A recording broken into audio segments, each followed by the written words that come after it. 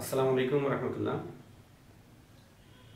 Correction যেগুলো বাক্যে আসে কম্পিটিটিভ পরীক্ষাগুলোতে, এই কারেকশনগুলোর মধ্যে খুব ইম্পর্টেন্ট একটা কারেকশন ওয়েট শব্দ দিয়ে।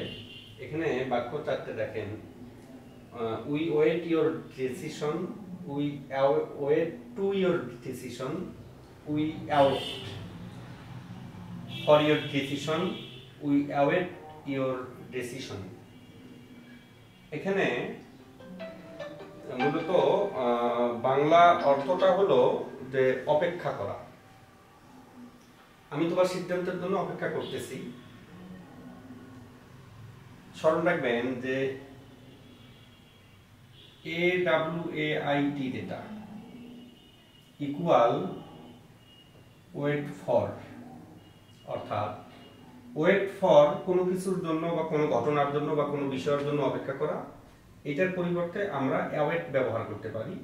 এই অ্যাওয়েটের পরে কিন্তু কখনো প্রিপজিশন বসে না, অ্যাওয়েটের পর কখনো ফর বসে না। আর যদি আমি ওয়েট নেই তাহলে ওয়েটের পর আবার প্রিপজিশন কি? ফর। প্রথম যে বাক্যটা উই ওয়েট, ওয়েটের পরে ফর নাই, এই কারণে এই বাক্যটা ক্রস। দ্বিতীয় বাক্যটাতে উই ওয়েট টু, টু হবে না, ফর হবে, এই কারণে এটা ক্রস। তিন নাম্বার যে বাক্যটা উই অ্যাওয়েট ফর, এখানে তো ফর বসতে পারবে না, অ্যাওয়েটের পর প্রিপজিশন বসবে না, এই কারণে এটা cross. Number 4 A we await your decision, এই বাক্যটা কারেক্ট আছে। তাহলে মনে রাখবেন, যদি আপনি ওয়েট ব্যবহার করেন তাহলে ফর ব্যবহার করবেন, কিন্তু যদি অ্যাওয়েট ব্যবহার করেন তাহলে কোনো প্রিপজিশন ব্যবহার করবেন না, তাহলে বাক্য কারেক্ট হবে।